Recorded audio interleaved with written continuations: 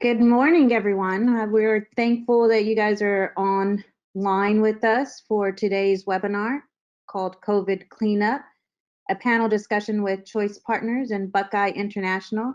You guys are in for a great treat today with the discussion that we have today. I'm going to give you a few housekeeping rules. My name is Stephanie De Los Santos. I'm the Director for Client Engagement at Harris County Department of Education. Just wanted to give you a few things to remember during this webinar. This is a topic discussion is set to conclude at 11 a.m., but we will follow it with a question and answer session. So if you'd like to stay on, we'd love for you to join us for question and answers. During the entire webinar, feel free to submit questions under the chat button or the question button. And we will be fielding those questions, and those will be questions that will be answered at the end of the webinar.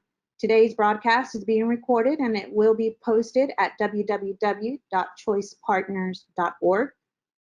All attendees will be in listen-only mode. So the only discussion that you'll hear will be our panelists, which will be introduced by Jeff Drury, who is our Director for Choice Partners. Last thing to remember is that you can receive CEU credit. It will be offered, but you have to be sure to stay on till the very end. And at the end, you will receive a link that will take you to a survey. And within the survey, you can request that CEU credit.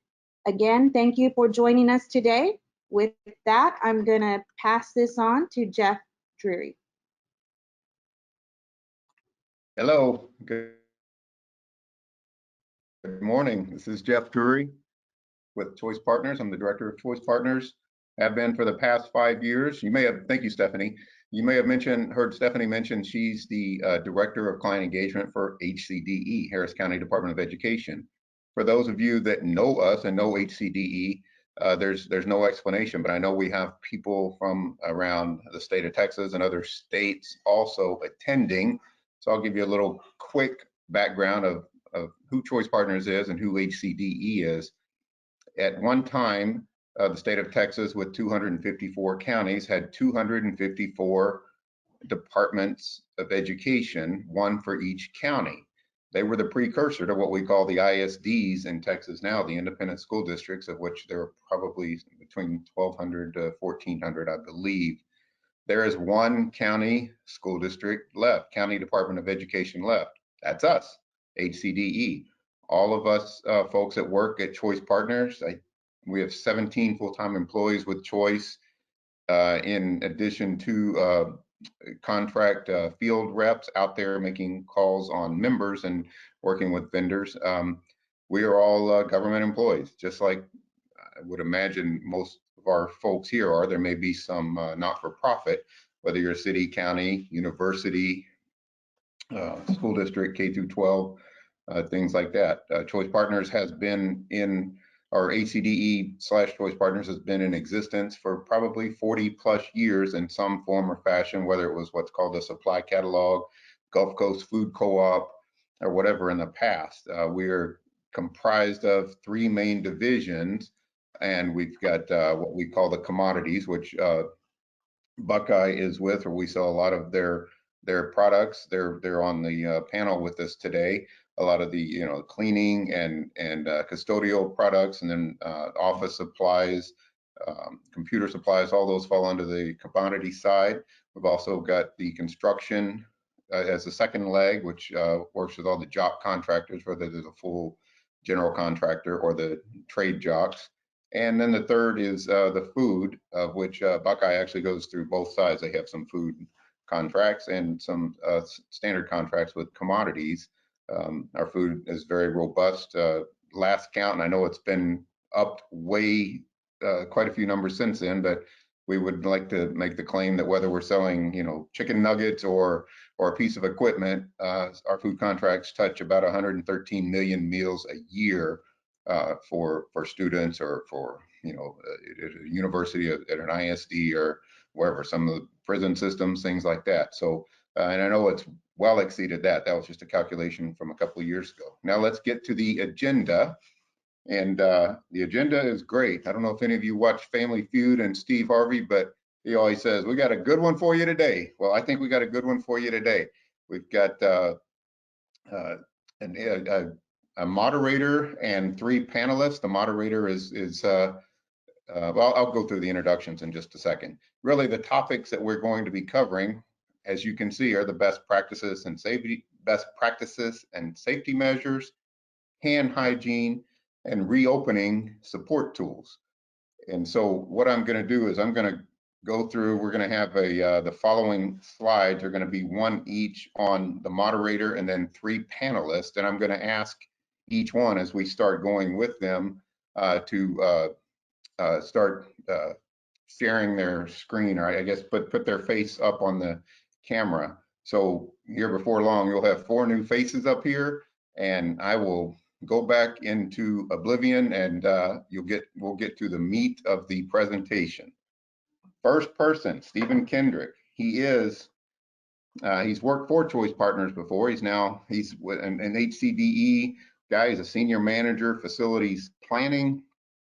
I could read all this stuff, but he's been 15 years of experience, procurement, government, education, private markets. He is a tremendous tool working, having worked for us in the past, working with us very closely now, understands all sides of the spectrum from purchasing cooperatives, from being in the leadership management role at a school district, understanding a lot of these custodial issues, understanding a lot of the construction issues that are out there. He wears a lot of different hats. He's extremely knowledgeable on a lot of the laws, statutes, and guidelines, things like that that are out there, and a tremendous resource for us.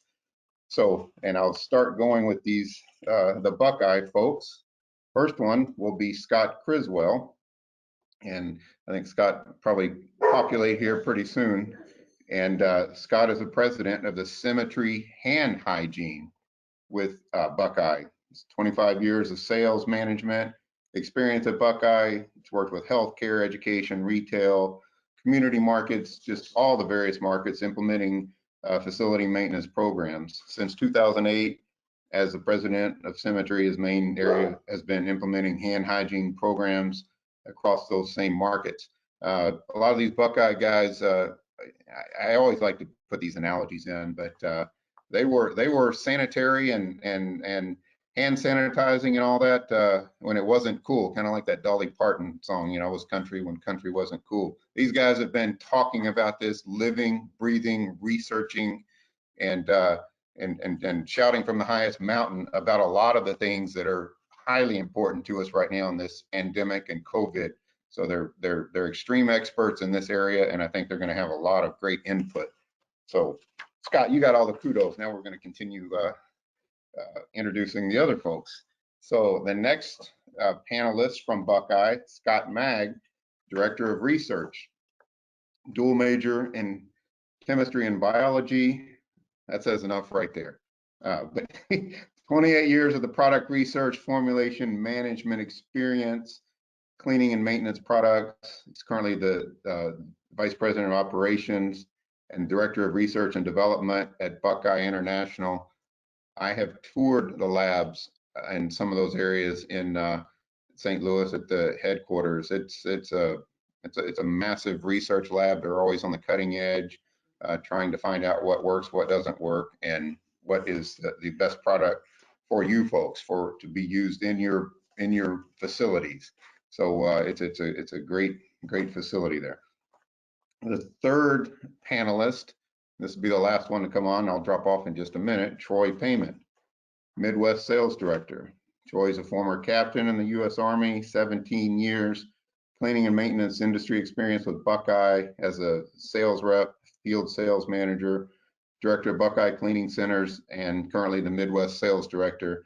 So Troy has been in the trenches. He's probably visited more facilities than most of us can name. Has worked with a lot of the Buckeye, the VCC, Buckeye Cleaning Centers, the independent sales reps, all those type people across the country. I've personally traveled with Troy in other states. He knows his stuff like there's no tomorrow. I just go in and tell him a little bit about co-ops every now and then when I'm with him, but a wealth of knowledge also. So with that being said, y'all are probably tired of me. You're going to start listening to some experts and hopefully learn quite a bit. So Stephen, I'm going to let you take it from the next slide. All right. Thank you, Jeff. Good morning, everyone. I'm so glad that you could join us today for this presentation. As you know, and I've said this more times than I care to count, but we are truly in unprecedented times. We have experienced something that we have never before experienced in our lifetime, and we're having to make critical decisions that impact the public and our patrons. And sometimes it's nice to get together and find out what's going on, hear it from the specialists, and even get that affirmation that the decisions we're making are truly the correct decisions. With that being said, CDC has issued some guidelines for May of 2020. The majority of them were focused on K through 12 and colleges and universities. However, they are best practices for all aspects of government, for our charter schools, for cities, counties, universities. And so we're going to talk about a lot of that today. I would like to start out, as schools plan for reopening, what are the main programs and products schools should implement that are in line with the CDC reopening recommendations? Guys, one of y'all want to take that? Sure. I think that obviously the hand hygiene program is going to be a very important part of it. And then I think we need to look closely at the disinfecting procedures that are taking place in the facilities that are in question. The disinfectant needs to be. Oh. I'm sorry, but before you proceed, people tend to use disinfectant and sanitizing synonymously. Could you possibly explain the differences in the two before we get deeper into disinfection? Absolutely. Well, first of all, in the hand hygiene program, you'll talk about sanitizing your hands. In the world of facilities, many times we talk about sanitizing hard surfaces, and we talk about disinfecting hard surfaces. So a sanitizer, while it does an excellent job of killing bacteria or viruses, depending on the kill claims that the product has, generally only gets you about 99% of the kill that you will receive from using the product at the correct dilution. A disinfectant, however, while you will never see 100% kill claim, you will see 99.9999% reduction of a particular bacteria or virus on the surface. So while they both perform similar duties, the disinfectant is just a much higher level of kill claims that take place. Wonderful. Thank you. So the first section that we're going to cover is best practices and safety measures. And when I ask these questions, I want you to consider it from two perspectives. The first one being just traditional cleaning using traditional methods. And then, as you know, we've also seen a surge in these foggers and misting systems being used. And so I'd like you to cover that aspect as well. When I go out and I walk facilities and I find why certain things are being done and I start asking questions, I typically get the answer, well, that's the way we've always done it, or it was like that when I got here. I get it's not right, but it's normal for us. And traditionally, we have focused on like square foot of cleaning per custodian, or lowering our cleaning levels to clean more square feet due to budget constraints or personnel constraints. But during this time, those excuses, that way of thinking is not going to work to tackle COVID-19 and to keep our students, our staff safe. So with that is my first question. Is there particular criteria disinfectants must meet to be used for COVID-19? Yes, the fact of the matter is that the EPA, when the when the EPA issued guidance on what's called an emerging viral pathogen, which is what the COVID-19 virus is. It's emerging because it's not something that we've seen in the population or seen in our world.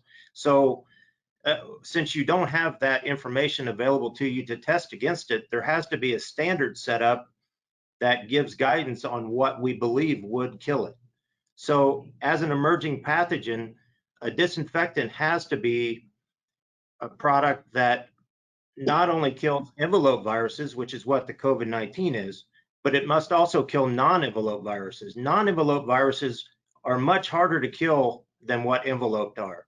And that's why the EPA says you have to have a solid approach to disinfecting against non-envelopes. And non-envelopes are things like the norovirus, things like adenovirus, hepatitis A.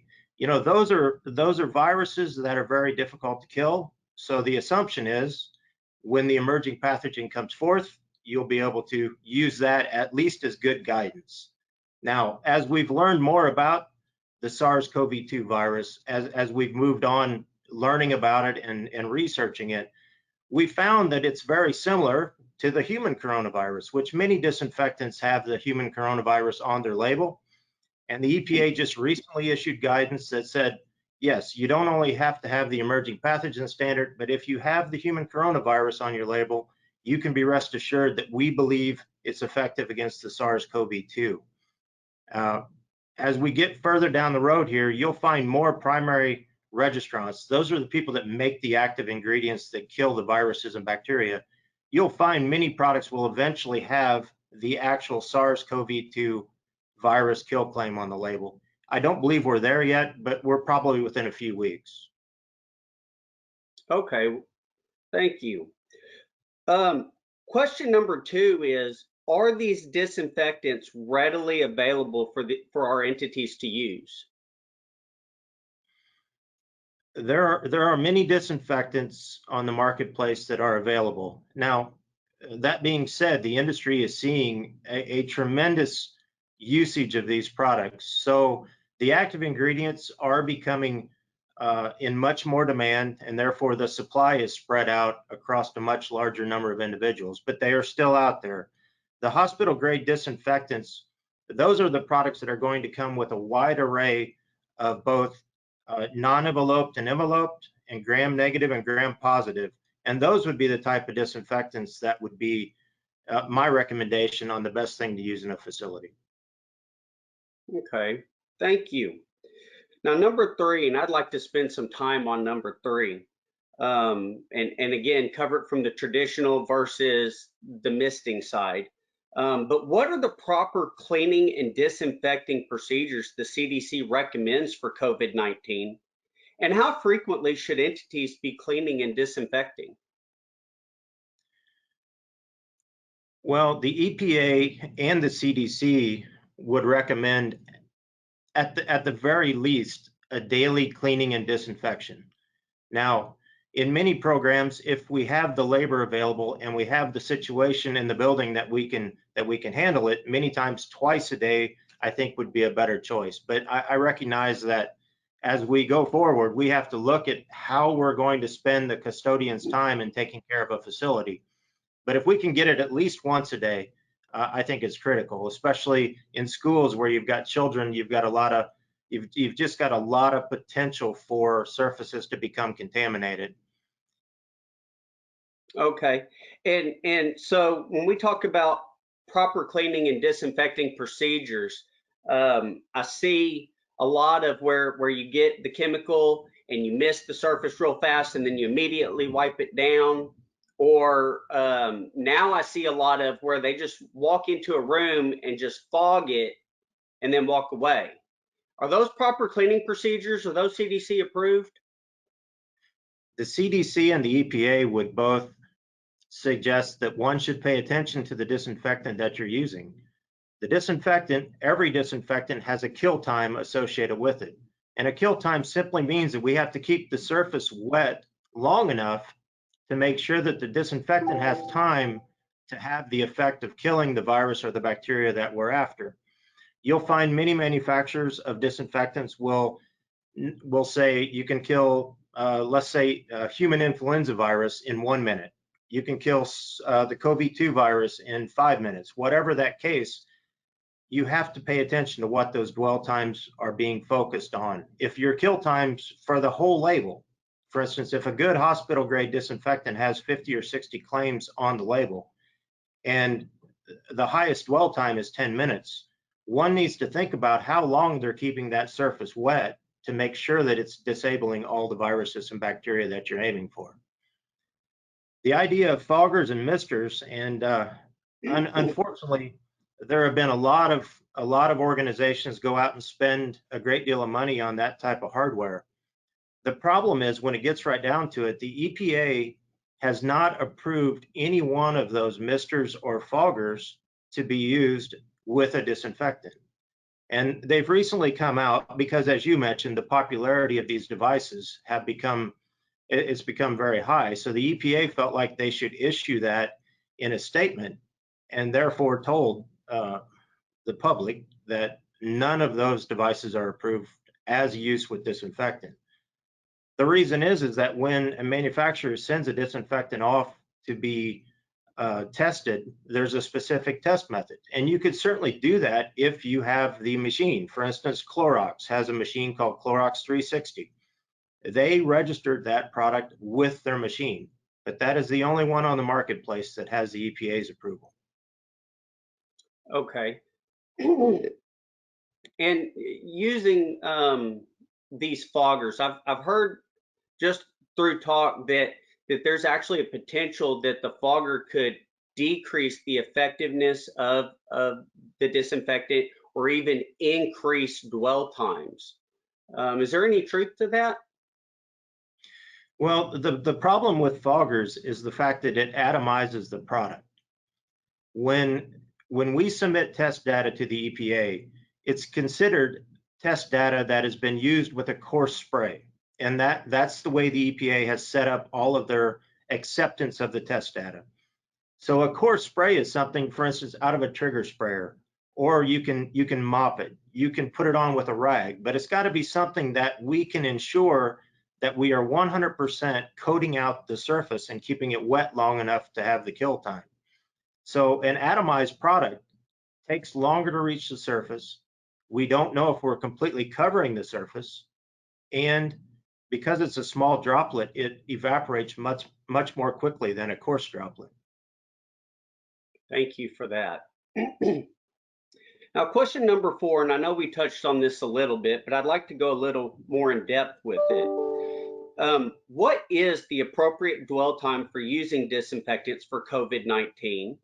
And why are dwell times different depending on the product?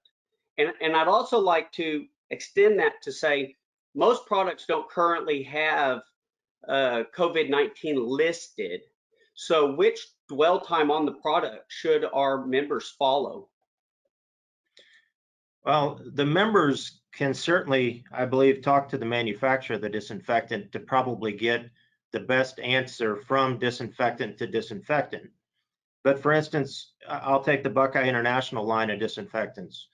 We would then look at a non-envelope virus that is on our label.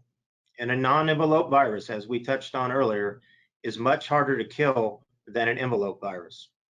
The SARS-CoV-2 virus is envelope. So we believe it should be relatively simple to deactivate. But that being said, the guidance from the EPA says you have to select a non-envelope virus that is very difficult to kill. In our case, we would pick adenovirus 7. So if it takes 10 minutes to kill adenovirus 7 on a label, one needs to make sure that they're leaving the dwell time long enough to ensure that they're disabling the whole label, the adenovirus included with the SARS-CoV-2 virus. As we talked about earlier, dwell times are important because if we don't give the disinfectant enough time to interact with the outer coating of a virus or a bacteria, then we're not going to deactivate the genetic material that's inside that virus or bacteria. Thank you.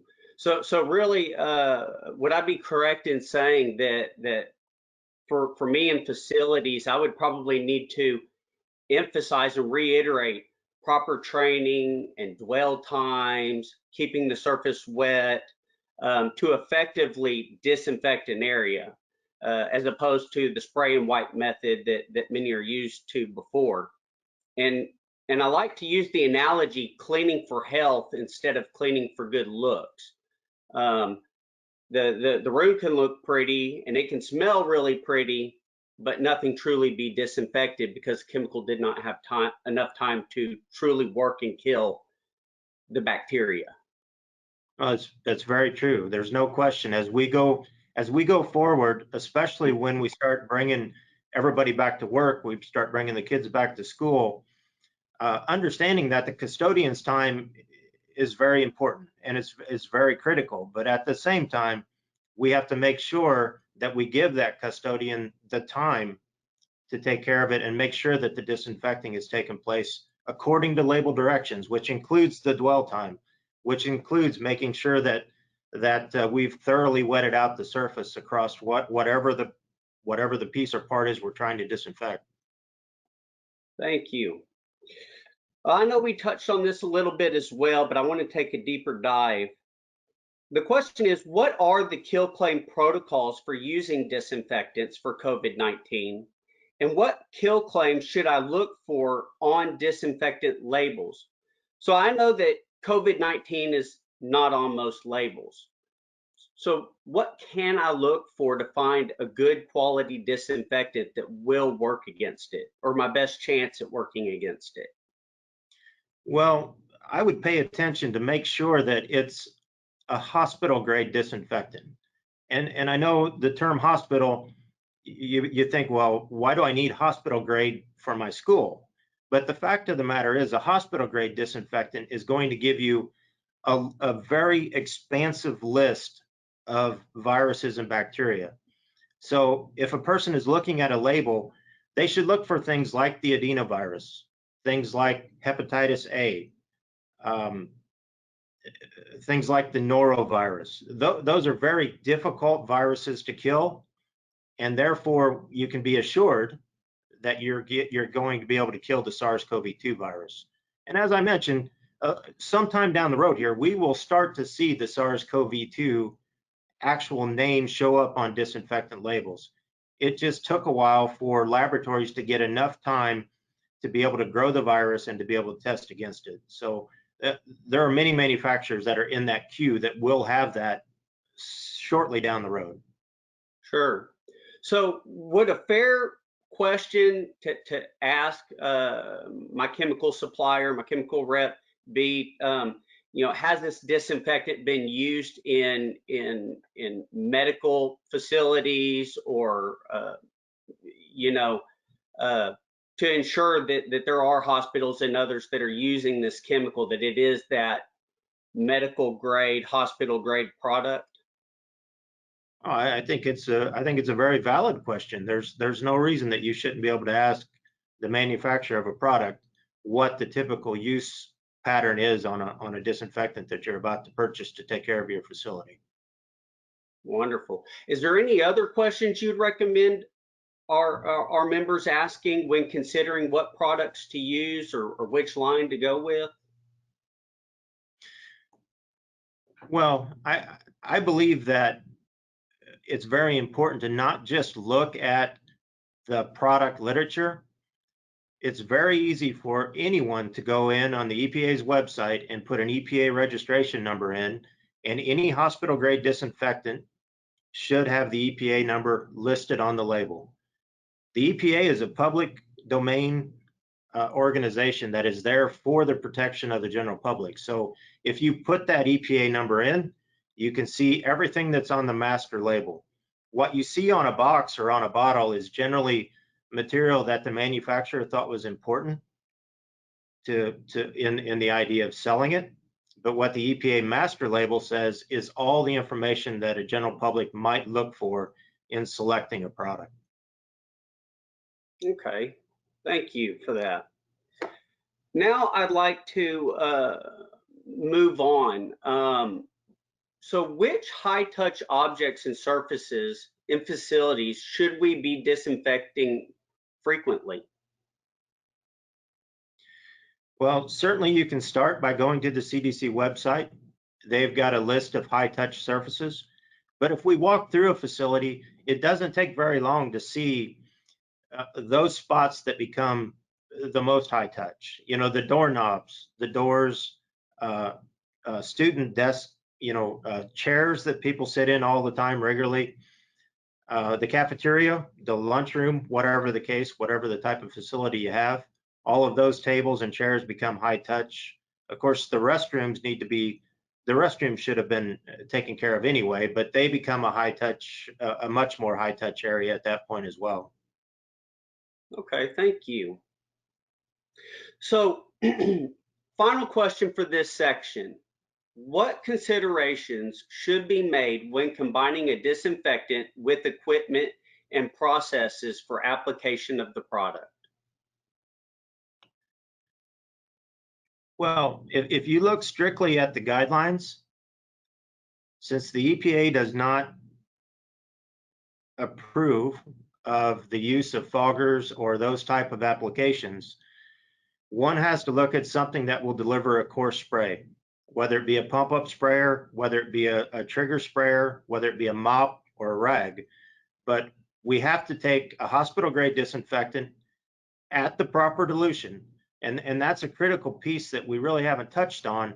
If the disinfectant says that you need to use it at 2 ounces per gallon, that's the dilution. It's not one of those cases where a little more is better. Don't use 4 ounces, don't use 6 ounces, don't use it concentrated, but use it at the recommended level, because we've tested it at 2 ounces and we don't know if it works at 3 and we don't know if it works at 1, but it's a very critical piece. And then of course the dwell time has to be considered on whichever disinfectant you choose to use. Sure. So to expand on that, we've all seen the glug test where, 1 or 2 clugs per bucket. I don't know very many custodians that walk around with a measuring cup, measuring out the chemical. What would you say is the best way to ensure that chemical is being mixed properly? Well, the strongest way is to have a dilution system, which, some facilities can't tie up water supply, so it makes it harder and it requires manual dilution. But if you can find a proportioning system that works for your facility, it will automatically dilute out the disinfectant at the proper rate to make sure that it's always there. The other side to that is that keeps the end user away from the concentrate, because generally the proportioning systems are set up as what's termed a closed system. So therefore the end user really can't accidentally come in contact with the concentrate. And of course, the concentrates have more human health and safety problems associated with them than a diluted product that has a lot more water mixed with it. So both of those are critical. And from a purchasing standpoint, frankly, that you're receiving exactly the right quantity. So therefore, you're not wasting money by over diluting it. Thank you. Now, as a wrap up, that's the end of my questions. But is there anything that I haven't hit on that you feel our members should know when it comes to best practices and safety measures when disinfecting? And this is open to all panelists. It doesn't just have to be Scott. Oh, go ahead. Oh, I was going, man, we covered it good or what? Go ahead. There's one more piece that we can talk about, and it's a piece that's perhaps a little harder or a little more difficult to explain. But the fact that there are what's termed treated article antimicrobial actives out there, these are things that are antimicrobial that are put into whether it be plastics, floor finishes. We've all changed our child in a public setting where you've got the diaper changing table. When you see that and it says protected by microban, there's an embedded article in that plastic that helps to eliminate antimicrobial activity over the course of time. So what that does is gives you a layer of protection between the time you can disinfect and the next time you can disinfect. We all know that once we disinfect, what immediately starts happening? We begin to see the surface become contaminated again. Bacteria, funguses, viruses are everywhere. And all an embedded material does, an embedded antimicrobial material does, is help give you another layer of protection between one disinfection to the other. It's certainly not intended to take the place of cleaning and disinfection. It's just another layer of defense that a facility can have. Sure.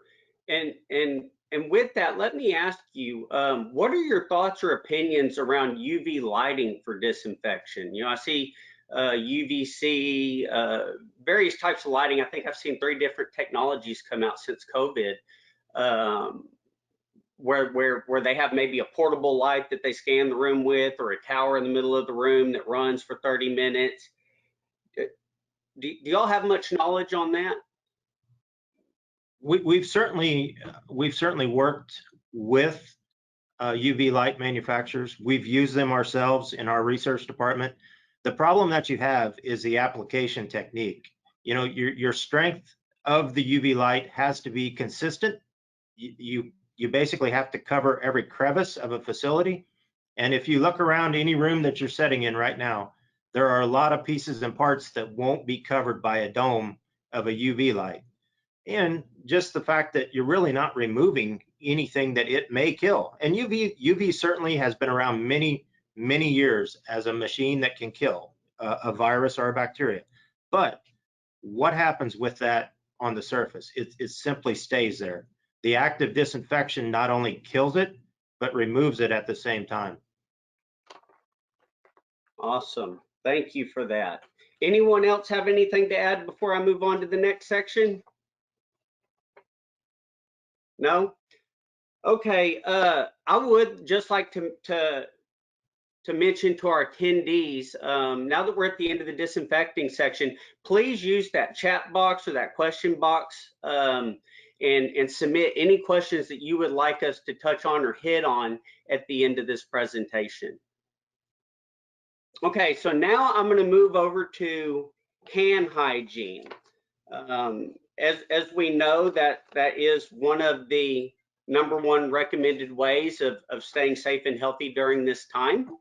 And we know that there's multiple ways to do that, whether it be traditional washing with water and soap, hand sanitizers, both alcohol and non-alcohol products, as well as we're seeing a lot of new products being manufactured by distilleries and other third-party companies that really have not been manufacturing hand sanitizers. And so I'd kind of like to talk about the differences and the effectiveness of each and when each should be used properly. With that being said, my first question is, what hand hygiene products and procedures should schools and universities and cities, counties follow for COVID-19? Yeah, great question. I think, first of all, for everybody that just listened to Scott Mag, I'll give you hope that normal people can do this stuff too. All right. So he covered a lot of information. It is kind of overwhelming sometimes when you think, man, how am I going to tackle this? So if you take some of that advice, I think you'll be better off. But in terms of what you just asked, Stephen, it's really a program approach. You'll see that screen grab right there from the CDC website. Everybody is so used to talking about hand sanitizer. You'd think that's the only product that is made on the planet right now. And so it's really a combination thereof. So you'll see step 1 always is going to be to wash your hands with some type of hand wash. You'll notice they don't require it to be an antimicrobial, and that's fine if you want to use that, but that's not a requirement. But that first step is really critical, because what a hand wash does is it allows you to remove the microorganism from your hands. So the benefit with a hand wash is that I'm loosening that transient bacteria, whatever that organism is, with that mechanical action of actually washing my hands, and that's generally recommended to be about 20 seconds. So that's why you hear things like say your ABCs or sing happy birthday. So I'm getting some good adequate mechanical action there and dwell time for the hand wash, and then I'm going to rinse it off underneath that water, and now I'm removing that from my hands. That's always best case scenario. And then you'll notice that it follows it up with, in a situation where soap and water is not available, then use a hand sanitizer. So it really is a program approach. And, you know, if you watch the news, you might think, and we've certainly been asked, you know, do I need to have a hand sanitizing dispenser in every classroom, every 20 feet? You know, does it need to look like a hospital corridor? And I think our answer would be no, it probably does not need to do that. Okay, that's probably a little bit of overkill, but really just a good program that makes sure I've got a good hand wash. And then when that's not available, that I'm supplementing it with some kind of a hand sanitizer. And there's different ways to do that. You clearly have wall-mounted dispensers. You might have sanitizer on a sanitizing stand, you know, in a lobby or an entrance. And then you can get pump bottles or something as well. So really just a good comprehensive approach, I think, is really the best answer to that. Okay, thank you. I know hand washing, we all grew up and we all think we know how to do it. And you pump some soap on, rub your hands real quick, wash them, or maybe you just dip them under the cold water. And now that COVID-19 is here, all of a sudden I find myself doing the tops of my hands and my thumb and in between my fingers, maybe trying to get under my fingernails.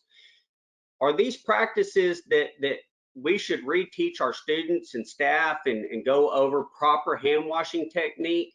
And then also emphasizing that sanitizer should not be the first line of defense. It's really a companion to regular hand washing.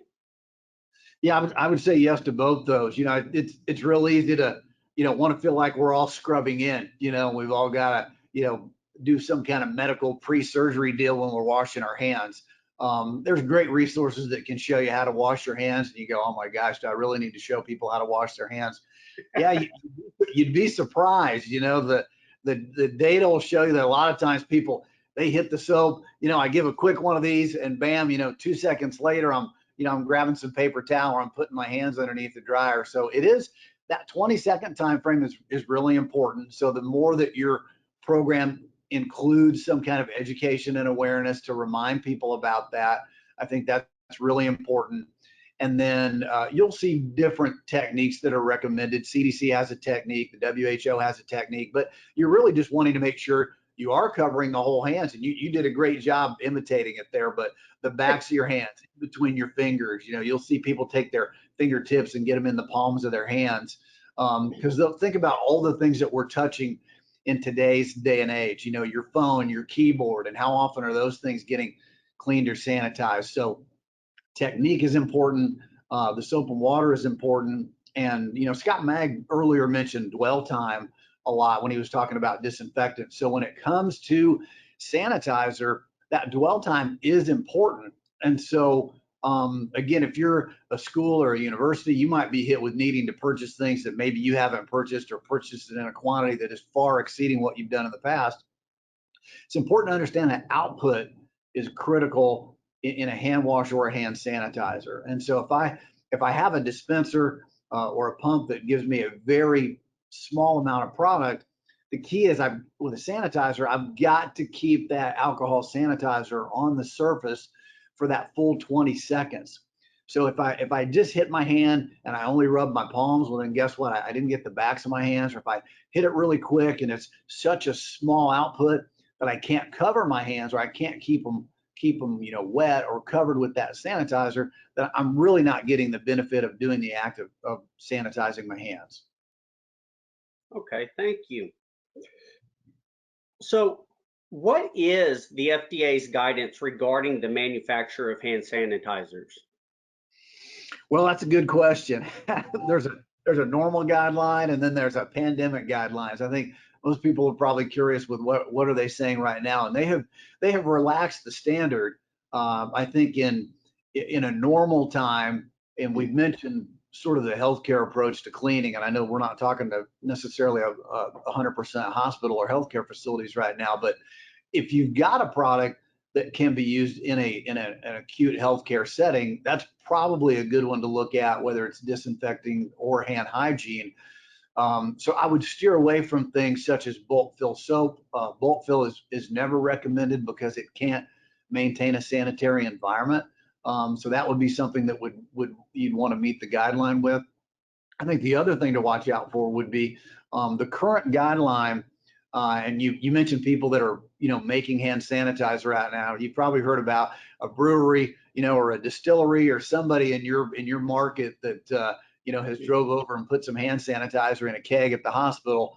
And so what those folks are doing is using a temporary formula or recipe that has been suggested by WHO and approved by the FDA.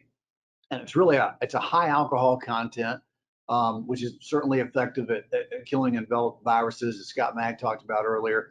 But the challenge with that is that formula or that recipe does not allow you to add any kind of a thickening agent to make it a gel, or a foaming agent to make it a foam, or an aerosol. And so if you're buying something because you're getting a great deal on it, right? I mean, everybody and their brother right now wants to start a hand hygiene company. So if you're buying something that you're getting a great deal on that is made with that recipe, understand it's going to be very watery. It's going to tend to want to run off your hands. And you've heard people say, oh my gosh, that smells like jet fuel. Oh my, wow, this smells like tequila.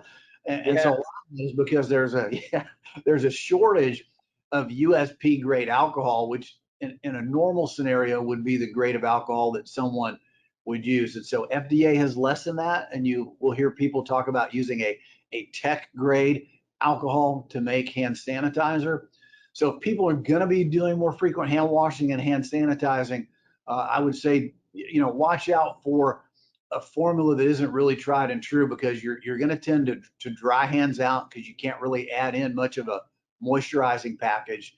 And so if you're doing a lot more hand hygiene, then you get susceptible to contact dermatitis or dry, cracked skin, which may not be a problem right now with the humidity around the country, but I think this is going to go on well into the winter. And so your first line of defense is a good, healthy skin. And so you want to use a formula that is not going to degrade your skin. And I think if you buy something that would be prudent in a time other than a pandemic, that's probably the line of course that I would recommend during this, and they're certainly still available. Okay. So question number 3, and you kind of hit on some of that already, but what are some issues and concerns with different types of hand sanitizer currently on the market? Alcohol versus non-alcohol, the different types of alcohol being used, things like that. Sure. Yeah, absolutely. If you've got a large school population as part of this, then I think they're going to get the alcohol versus non-alcohol question, because typically in the past, schools, whether it's because of the effectiveness of DARE campaigns or the challenges of a kid potentially wanting to ingest alcohol, there's been a lot of non-alcohol that's used in educational markets. And so keep in mind that when CDC puts guidance out, it's kind of a broad, they're painting with a broad brush. They can't put a page on the website for every type of facility or every unique scenario that somebody might have. So if you need an alcohol alternative, then I would defer a little bit to what Scott Mag talked about earlier when they were talking about efficacy data and killing various organisms. So there are so many active ingredients that can be used in a non-alcohol sanitizer. It's hard for them to catalog and keep track of all those. So you'd want to get one, somebody's talking to you about it, and you have that requirement that has got good efficacy data. And again, that if you don't know that lingo, it's an organisms that they're effective against type sheet that would show, all right, here's adenovirus. Scott was throwing all those, him and his double science degree there, all those organisms out, but get documentation that says this product has been tested. Typically, it's going to be a group of gram-positive and gram-negative organisms to make sure that it's got a good broad spectrum effectiveness. And so if you need to go that route, then go there. There's certainly some effective things like a benzalkonium chloride active ingredient and others, but there are good alternatives out there. Okay. And then to get to your types of alcohol question, I did mention that a second ago, but normally you'd want to use a USP grade. The alcohol that is most commonly used in most healthcare sanitizers is ethanol. There are other types of alcohol out there. I would say be careful about things like a methanol. If something was put out, if you read the temporary guidance by FDA, The challenge with some of those lower grade alcohols is that you will get a higher than normal aldehyde content in it. And aldehyde in unsafe levels is toxic and can be carcinogenic. And so when you start to shortcut the process, and when it's a pandemic, man, it's all hands on deck, and you loosen guidelines, and that's better than using nothing, certainly, no question. But you absolutely should try to do best practice and stick with that as much as possible. And so hopefully that answers that alcohol question as well. Yes, no, you hit on the methyl alcohol. That's where I was kind of targeting. Okay. Because I've seen some recent guidance related to it, and it's it's if ingested or absorbed in the hands by these little kids, it could be toxic. Yeah, that's right. So for the sake of time, because I know we told our viewers we would open up questions around 11. I've got one more question on hand sanitizing, and that's basically if we had to strategically place hand sanitizing dispensers, what would be your recommendation? I would think you would want one at the entrance to the building so that people kill that bacteria off their hands prior to coming in, because you don't typically have running water and soap at the entrance of a building. Yes, absolutely. Again, I'm going to first tell you what I don't think you need to do, which is put one on every wall and every corner and 20 feet apart. So, but if you look at the diagram that hopefully everybody can see, and this is a school. If you're a university, you might have 300 buildings on your campus, right? So, but think logically around those choke points. Where do people come in, right? Where's the traffic flow? And you'll see here on the right, you can see that main entrance. So a lot of times there's a location where either foot traffic or buses are letting out, and that's how people enter the building. Great place to have hand sanitizer on a stand. You get it before it even gets inside the facility. You'll notice in this particular kind of diagram, you'll see like the front office. Think about that administrative office where everybody's in and out of there. And then I think another key area is your cafeteria, right? What I want to avoid is the typical routes of entry, which is your T's, your forehead, and then coming down the center of your face. So touching your eyes, touching your nose, touching your mouth. And so before I get ready to eat, if I can't get the kids to wash with soap and water, that's a great location to have hand sanitizer before I start picking up French fries and stuffing them in my mouth. So, and then again, try to get them before they go home. If that same egress area has got a sanitizing dispenser, now you're getting them in and out. So be smart about it. Some places might not be able to use a stand, but again, that's why I mentioned some type of a pump bottle as well, because those can be moved around. And I'm here to tell you your best plan when you open, you're going to say, oh my gosh, we didn't think about X or Z. And so something that's mobile, something that's flexible, I think is really a good alternative. And once you mount a dispenser on a wall, you're going to have a tough time moving that around if you need to. So I think use common sense, think about traffic flow, where are people congregating, and try to hit those spots. Awesome. Thank you, Scott. Now, before we go on to our next session or section, it's going to be reopening support tools. I know we scheduled the presentation till 11, which gives us 7 minutes, but this next session is ultra important. It may be your most important to tackle in your community. And so we will likely go over on this. We also have several questions submitted by our panelists, but I would like to let y'all know we're likely going to go over a little bit so that we can discuss these next 3 questions in depth, just because they are so important during this time. And so basically it's the reopening support tools. And the deal here is, and Troy, I know you'll probably be speaking on some of this, is there's a lot of high anxiety to our employees returning to work, our students that are going to have to come back, our community members that need to go in to take care of business day to day.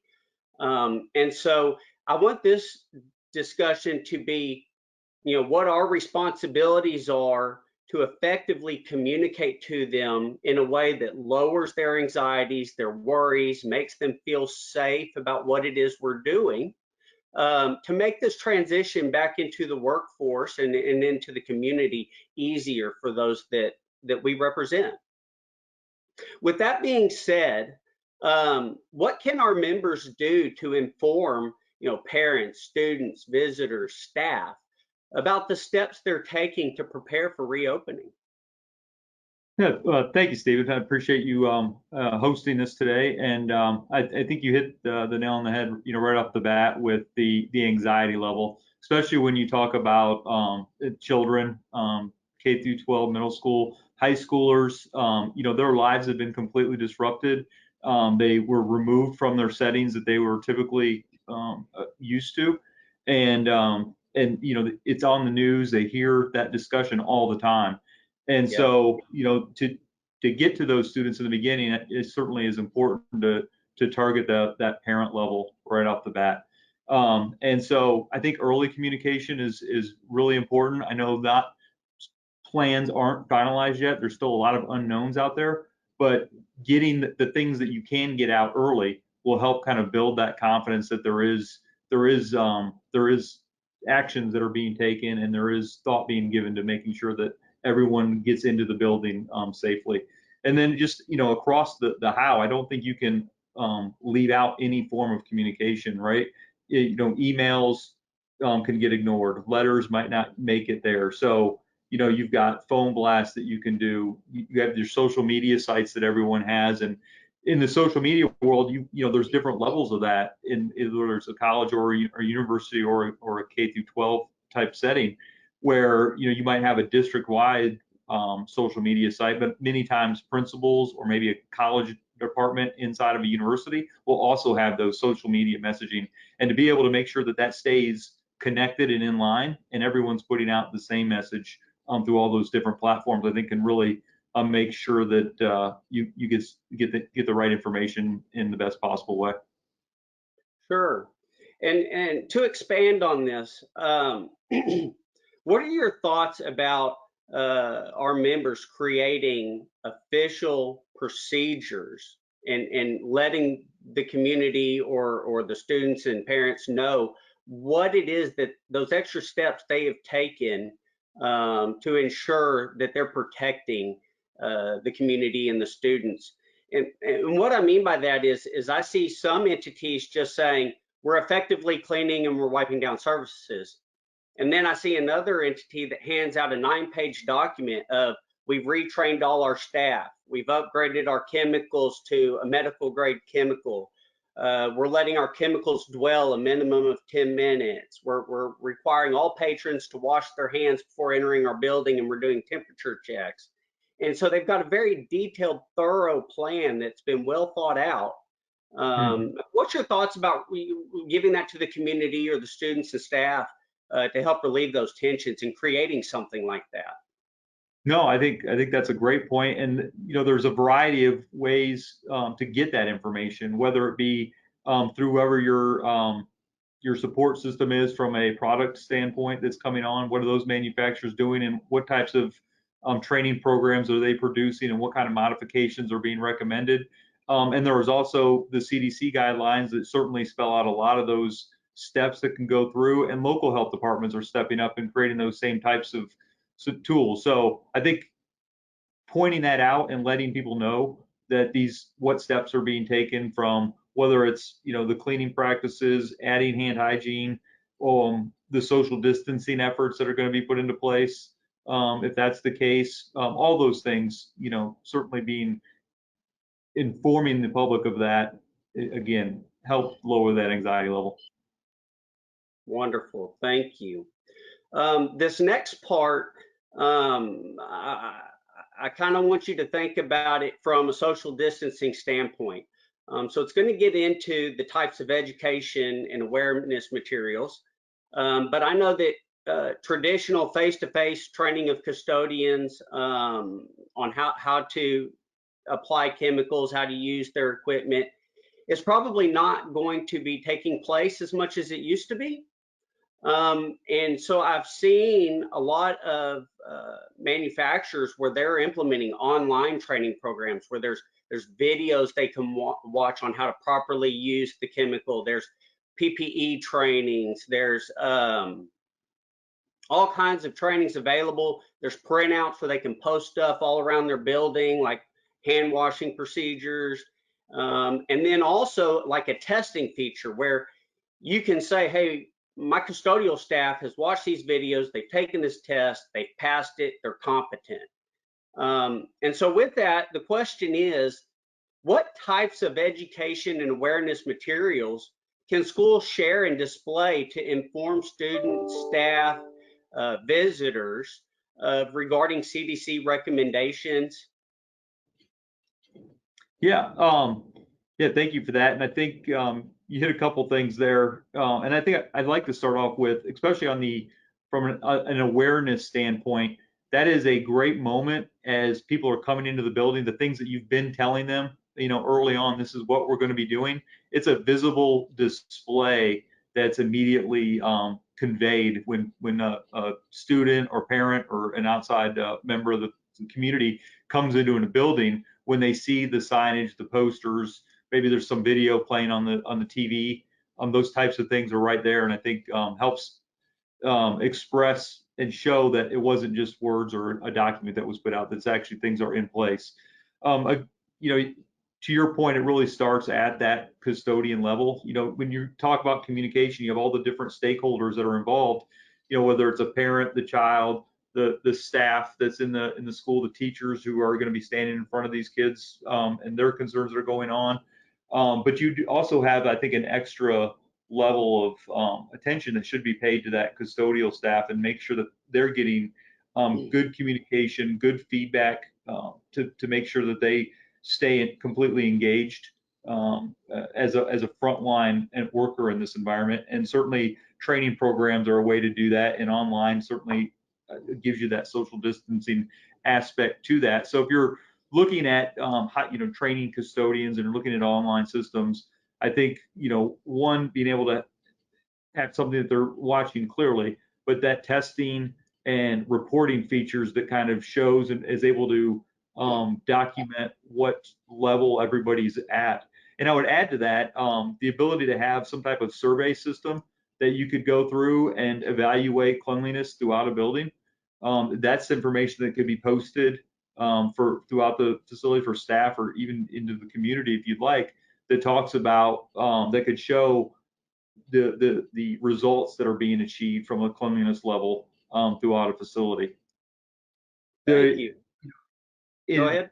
In that communication, you certainly, the wall charts, the posters, you can see a lot of those examples here. I think TVs throughout schools are very common now. Broadcasts that the students put on, they could certainly hit messaging maybe in the morning before the bell that kind of touches on those types of things as well, to make sure that we're getting the message out there. And then maybe there's placards on or decals on the floor. You see that all the time now in the retail stores that maybe help space children out if they're in a cafeteria setting, or if they're lined up to move throughout the school from time to time, if that's still part of our life. But little things like that kind of help promote that social distance aspect. Thank you.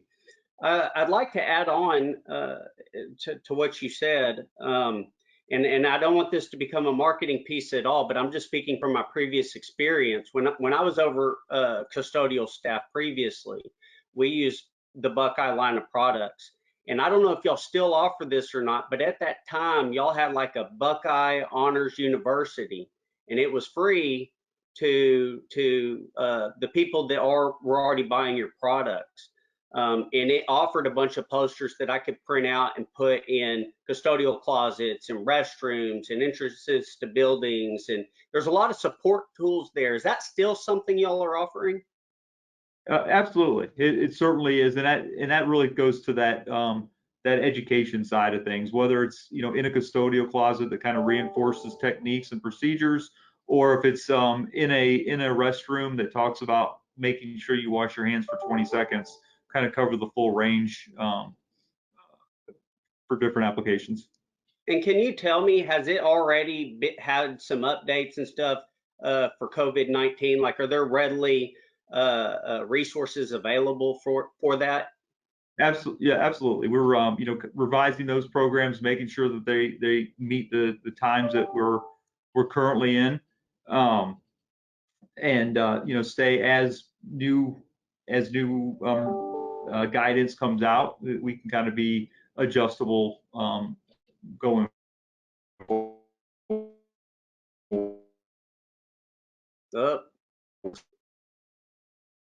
My audio's starting What to we cut typically out. would have trained in our setting with disinfectants, you can bring that into a classroom setting so that while the product's dwelling, other tasks are being accomplished. Thank you. My last question is just kind of a wrap-up question. Are there any other measures that our members can take to keep our community informed about how they're preparing to reopen? Is there anything else on this topic I haven't touched on that you think they need to know? I think one of the things that I've seen out there in a facilities department, I think should be a big part of, is a lot of surveys that have gone out into the community and asking, what do the community members, what's going to make them feel comfortable coming back, and then judging that and seeing what is practical and applicable that you can put in place, both from a parent perspective and a staff perspective. As they're coming back there, I think that's a tool that's been out there, and the more the facilities department's involved with that, I think it would be really helpful. And I think reaching out, I've seen some news articles in our local market, where the media comes out and talks to facilities departments and does, sees the procedures that are being done inside of the school. I think little stories like that can make a big difference in helping people feel comfortable. That's actually an excellent idea. I didn't really think about it, but I know that several of our members during Hurricane Harvey utilized those small stories when updating the community what they were doing to recover and protect them and keep them safe. And those news articles went a long way to help them. Well, guys, we're at the end of our session. I'd like to open it up one last time to all three of you. If there's anything that I failed to mention that you would like to add before we move on to the question and answer part. No, we're good? Okay. Good deal. Well, at this time, I'm going to turn it over to Stephanie and Jeff. I think Jeff's going to go over some of our contact information that's displayed right now, and then we'll go into the questions. Yeah, and briefly, I just want to remind you, attendees, if you're on right now, you will receive a survey link soon that will allow you to signify whether or not you would like CEU credit. So that option will be available to you, and we will send the survey to everyone. We do want your feedback on today's presentation. Thank you to both Scotts and Troy and Stephen for moderating, and the panelists for providing such helpful information. Jeff, I'm going to hand it over to you. We've been having a little bit of technical difficulties, but I think we're all good. Jeff? Okay, sorry about that. I am here. Yeah, we've been going on a text string and going crazy. But anyway, I want to say I learned a ton. We're all sitting home watching a lot of TV. So from one of my other TV shows I watch all the time, the guy goes, "Was that a great road trip or what?" As he looks up from his '69 Camaro, that diners, drive-ins, and dives. One of my favorite shows. But so I think that was a pretty good road trip as far as just learning and listening. Some of you guys, ladies, folks out there may have already known a lot of the material. I think it was tremendously informational to me. And I want to thank our experts, subject matter experts. They were sanitizing when sanitizing wasn't necessarily cool. I'll say that again. I mean, they've been doing this for a long time and been entrenched and very, very good at it.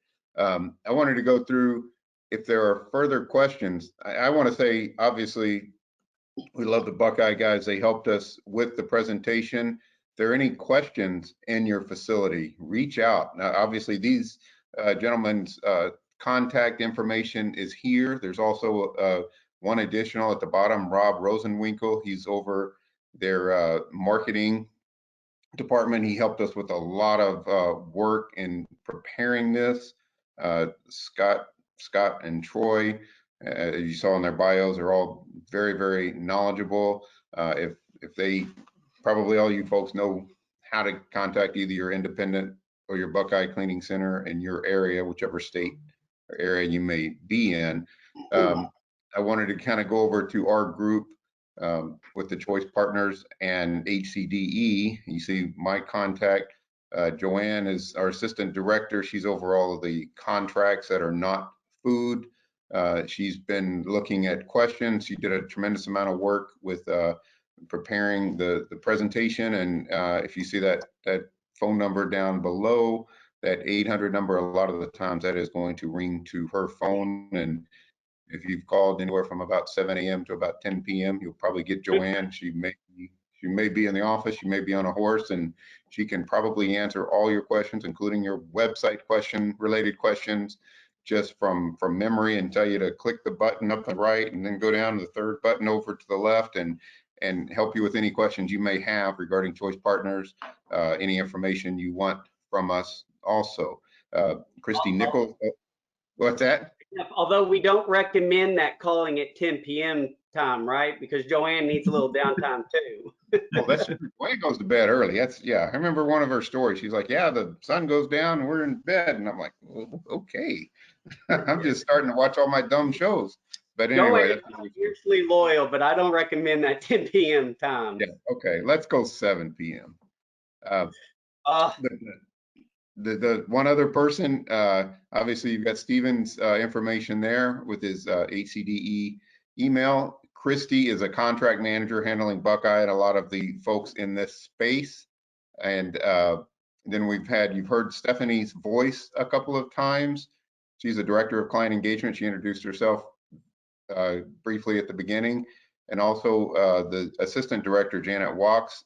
Janet's been working with all of us, instrumental discussions, planning, helping us get this all together and organize and plan and carry it off. I think everybody did a tremendous job. I just want to encourage, these are crazy times we're in. I want to encourage anyone, and obviously we want to encourage you. We've got all our Buckeye friends here, but whoever you deal with, get the information, get it documented, understand what's required, understand what you need to be safe in your return.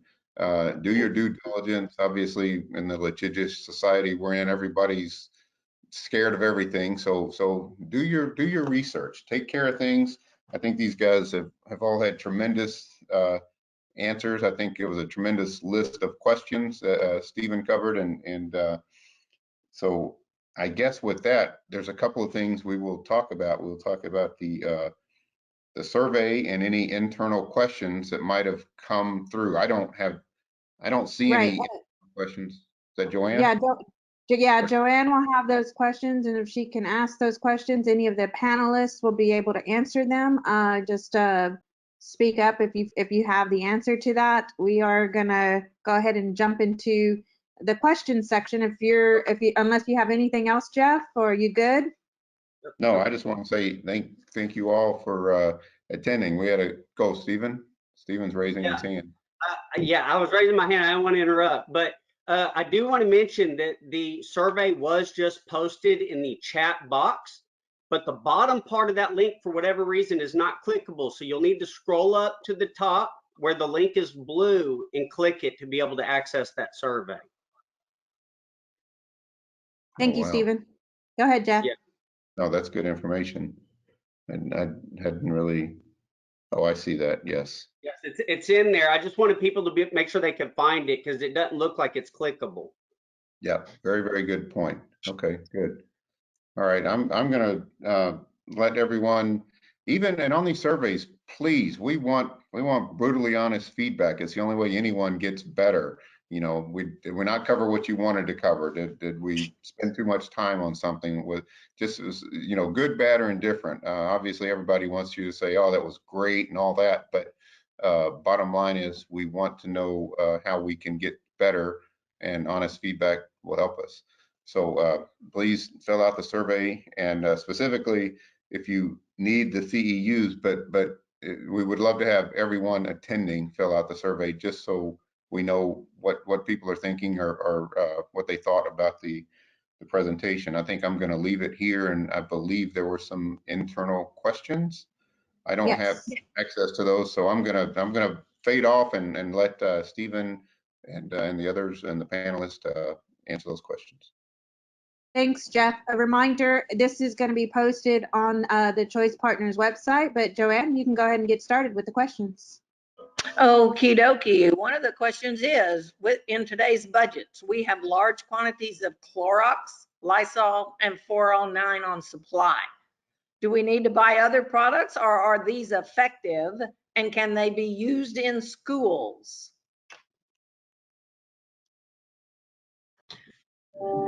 Yes, they have effectivity against many bacteria and viruses.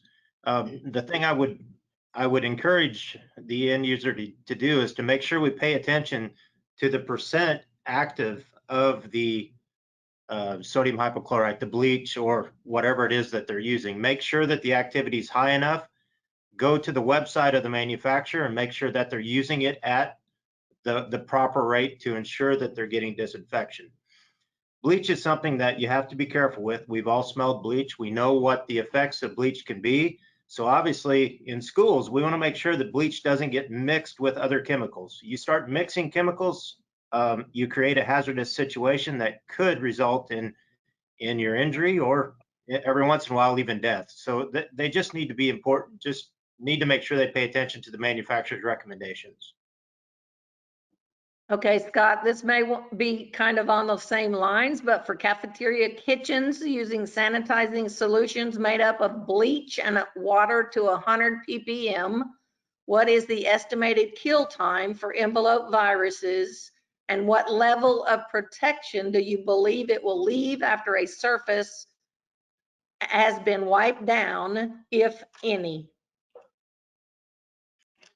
Well, because the COVID-19 or the SARS-CoV-2 virus is an envelope virus, we know that it's surrounded by a very weak lipid layer. That bleach will deactivate that virus given time. Now, that goes back to what there was a very critical piece they said 100 ppm. So you have to look at the website for the manufacturer of the bleach to make sure that your dilution is proper, to make sure that you get the ppm. And if you're using bleach, it's always a wise idea not to leave that mixed up solution any longer than a day, because bleach becomes inactive very quickly. It's very unstable, and that's what makes bleach a good, solid sanitizing solution. The question of what's left behind, since we don't live in a vacuum, and we talked about it a little bit earlier, there are bacteria, funguses, viruses everywhere. That material that's left behind on the counter or table or chair is not going to have that activity left behind. We call that an antimicrobial residual activity, and there will be none there from that solution. Okie doke, thank you. I have one here for washing your hands. Is it better to use warm water rather than cold?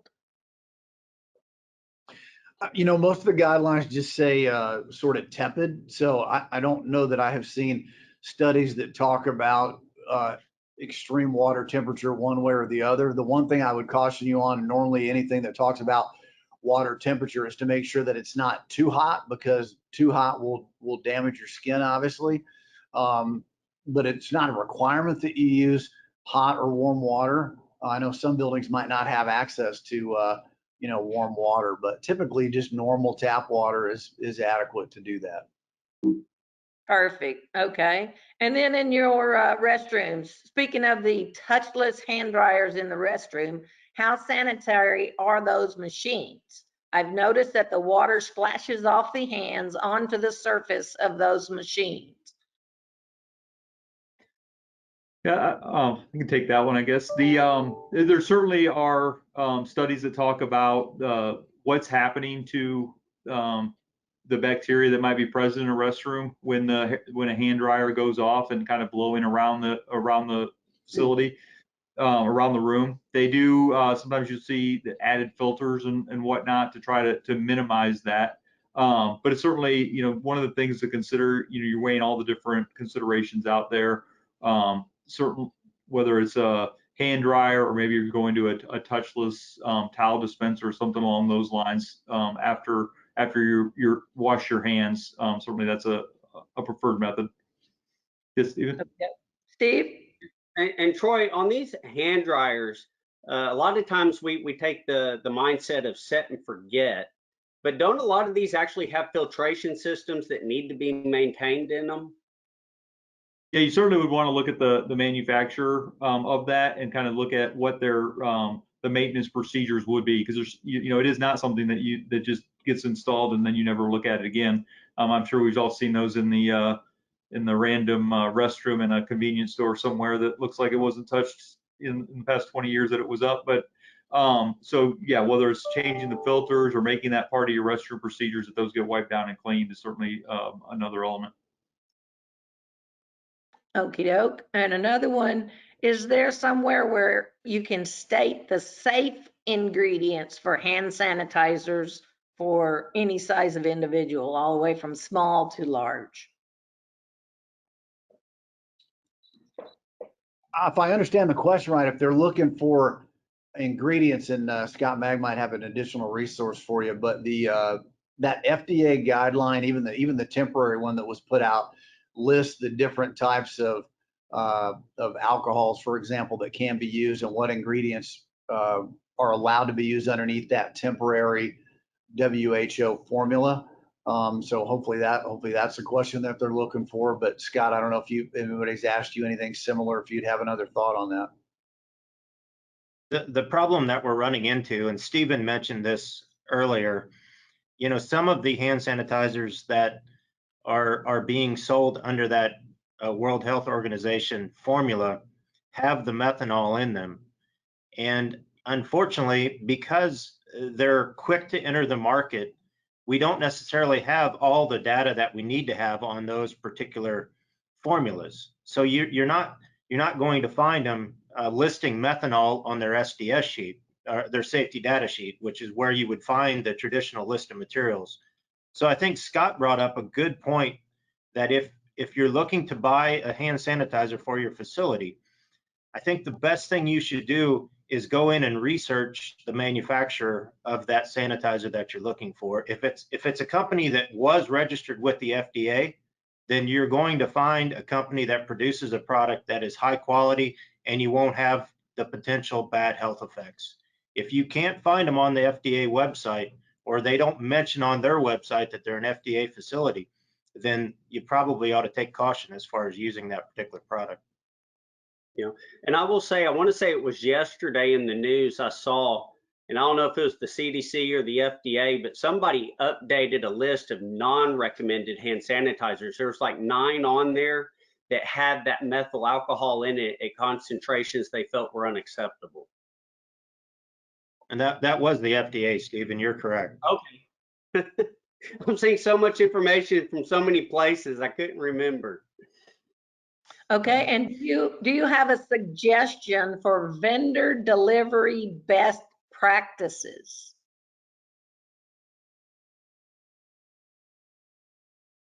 Did we lose audio? No. No, Yes. Anybody want that one? Yeah, it's facilities can vary so dramatically. It's kind of a difficult to paint on too broad of a brush, but you certainly can look to limit the contact points. So whether that's maybe a vendor typically would make a delivery and actually have someone sign for it and exchange paperwork right then, maybe that becomes an electronic process and the product just gets dropped off at the door. That would certainly be an option. Providing the opportunity for hand hygiene of some sort at the point of entry where vendors might come in would be another avenue to look at to try to keep everyone as safe as possible. And then depending on the locality, you certainly have your face covering options that you might want to implement as part of a requirements when vendors are making deliveries. Do you guys have anything else that you would think of? I know on the outside of our building, on each door, we've taken the time to put a sign up that you know, makes people at least stop and think that if you feel like you've had some sort of a respiratory illness, you know, don't come in. We ask you to kindly stay outside, give us a call, and we'll be happy to take care of whatever they need. But it's just something that makes them think before they enter your building. Good point. Okay, You know, Very good. I'll throw this in additionally, and it's just because I'm all over the building right now and I noticed it. But one of the things that we did, you might imagine, as a manufacturer, we get an enormous amount of deliveries in here for material. And so normally, if you're in here and somebody needs to use the restroom, we're pretty open to letting them do that. But we really restricted what part of the building any outside delivery can get into. And Scott had you know, portable washrooms put outside our building. And so if somebody needs to access something like that, they're actually doing it outside the facility. They're not wandering around the facility to, you know, to use the bathroom. And I think a lot of times people are so open and say, oh yeah, you know, the bathroom's down here. And so to me, I thought that was really effective, something that we did on the operations side. Very good. Do you have a sheet of helpful links that we could possibly have to go with this presentation? That would be a Buckeye question. For everything that you've kind of referenced and referred to, is there any kind of a sheet that you have for that we can put with the presentation? Yeah, I think it'd be easy for us to maybe collaborate, and we'll send something to you guys. It would be, you know, sort of maybe a comprehensive list of some sites that would be key to check out information. Okay, perfect. I only have one little comment to go with another little question, and it's about the printout of the information on this presentation. This presentation will be available on the Choice Partners website.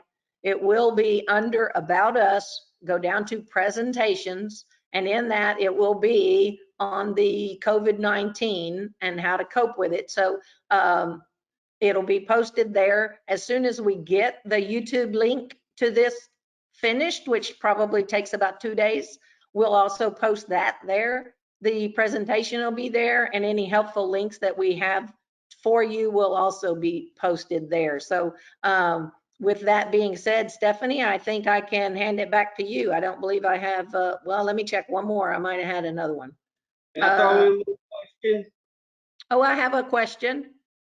Are electrostatic sprayers effective in the classroom or on buses, or should other methods be used? Well, that goes back to a similar question from fogging and that sort of thing. Electrostatic sprayers create a very fine atomized mist. So if you were talking to someone from the EPA would certainly suggest that they do not endorse the use of any disinfectant through an electrostatic sprayer. Now, I've had a lot of questions regarding these type of sprayers and the use of disinfectants. My main point is to always make sure that the end user in the end accomplishes what the label direction says on the disinfectant. We have to make sure that the surface is thoroughly wetted out, thoroughly covered, and wet long enough to meet the dwell time. So, you know, we can argue about applications and we can say whether the EPA endorses it or doesn't endorse it, but there's a lot of money been spent on these type of hardware systems, and the expectation is they're going to go ahead and use a disinfectant through it. What we have to help the end user understand is that you have to keep it wet, you have to keep it thoroughly wet, and wet long enough to kill the virus or bacteria that you're looking for. Okay, I have one follow-up for Scott Mag. You referred to bulk soap in restrooms. Could you please clarify what that means? Yeah, I should let Scott Mag answer that. So I'm actually the guilty party there. But so when I say a bulk fill soap, I mean a refillable dispenser. So one that does not have a hermetically sealed cartridge, whether that's flexible or rigid. There's different variety of those. But a lot of times you will see somebody that has you may have seen like a stainless steel, Bobrick is a company that makes some dispenser on a wall. And then there's a compartment you have to open. And then you typically have a gallon or some kind of cartridge that you're topping off, or you're refilling that bulk fill dispenser. And so the challenge there is that the manufacturer's guidelines will all tell you that before you top that off, you've got to empty that dispenser, remove it, clean it, and in practicality, that doesn't happen. So what ends up happening is you end up with unsafe levels of bacteria inside the actual dispenser, and that's completely counterproductive to wanting to maintain good hand hygiene, because now I'm putting Dr. Gerber at the University of Arizona did a study, and it was about 25% of the bulk fill dispensers had some kind of an unsafe level of bacteria in them. So that's why you'll, and again, we went back to healthcare, but you'll never see a bulk fill dispenser in a hospital because it's not sanitary enough. And if the idea is for us to have a good hygienic program, then you don't want any kind of a refillable dispenser.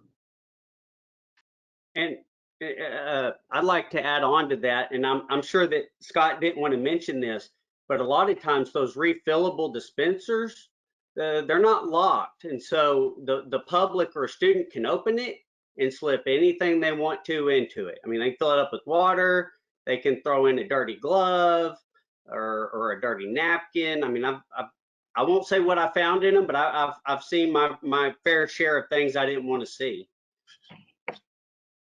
I did have one question I wanted to ask, if Joanne, if that's all of them.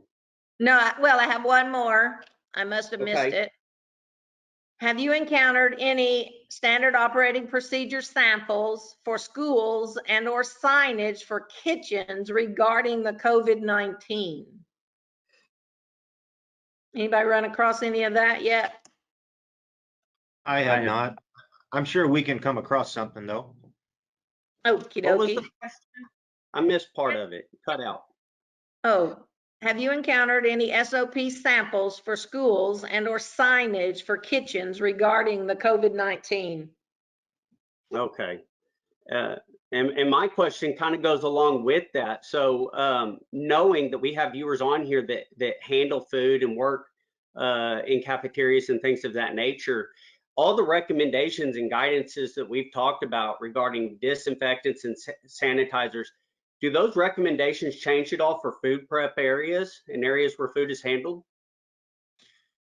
Well, the actual process of disinfecting or sanitizing does not change. What we have to make sure we pay attention to, though, since we're handling food, there's two different locations. One is the area where we know food is going to be in contact with that surface. It's the food prep area. Those food prep areas are very specific to the type of disinfectant or sanitizer that you're using.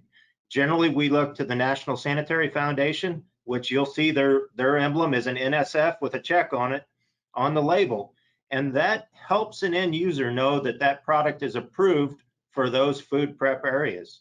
In other locations, for instance, tables where maybe you don't necessarily know that the food is going to end up there, but in a kitchen with a bunch of small children, you're probably going to have food end up on that table. So in those cases, I think it's always good to err on the side of caution and wipe it down with a wet rag, just with water at the end after you've allowed the disinfectant to take its time to dry. So let me follow up with that. And really, you just triggered this question. But a lot of school districts are entertaining plans of letting kids eat in the classroom instead of the cafeteria, or the classroom, the hallways, the cafeteria, for social distancing purposes. So I know, like, when using a quaternary product, there's a lot of times that it leaves like a residue sometimes on children's desks. Is there something that we should be doing different, knowing that now may become their lunch area? I think that's a solid point, Stephen. There's no question that a quaternary ammonium chloride will leave behind what is referred to as the quat salt. And that is the product that's actually doing the job of killing the bacteria or the virus.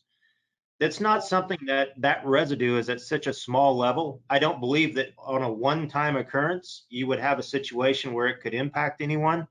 But I do believe that we need to, in the process of wiping down these desks with the disinfectant every once in a while, and let's say in the course of a school district's time, let's say once a week, we take just water after we've disinfected and wipe down the desk that student has been using every day since they started back to school, to make sure that we don't get an unsafe level of a residue left behind. And once again, how long does it take to develop? Well, you know, how much material is someone putting on the surface? Whatever that means from a standpoint of how often you're doing it and how much solution you're leaving behind will kind of dictate how much residue will end up on that desk. Right. All right. So, is that all we got, Joanne? Well, I have one answer to one little question that they may not have been able to answer, and it was on the SOPs for the cafeteria. That can be reached at the Institute of Child Nutrition. So Institute of Child Nutrition has a few of those sample posters for you to put in your kitchen. And I believe with that, we've answered most all of them. Wonderful. All right, awesome. I have good news here. Those of you who need CEU credit, you'll have 2 hours of CEU credit once you fill out the survey that is provided in the chat area. Please take some time right now, if you haven't done so already, to fill out the survey. It's very brief, super simple, but that will let us know how to get you your CEU credit, your 2 hours CEU credit. If you have any questions, here's the contact information again, posted right in front of you. These are email addresses where you can connect with us. We will have everything posted on the Choice Partners website at www.choicepartners.org. With that, again, look at your survey, fill out the survey, and we'd love to get you your CEU credit. Thank you to Buckeye for standing in with us and having this discussion regarding COVID cleanup. And with that, unless there's anything else that, Jeff, if you have anything at the moment, this is your time. Other than that, we'll be closing out in the next couple of minutes. Stephanie, I'd like to just remind them how to access that survey one last time, and it's in the chat box, but not the whole link is clickable, so they may have to scroll up a little bit to get to that blue clickable link in order to access it. I fixed it. They have one that doesn't have that. Do what? I said I fixed it. They can scroll down to the next one and it's all right there. Perfect. Your feedback is important to us. It helps us improve any areas that need improvement. But we thank everybody for being on this call or this webinar with us. Jeff, you're on. Okay, I'm on. I don't need to put my face on there. Y'all can remember what I look like.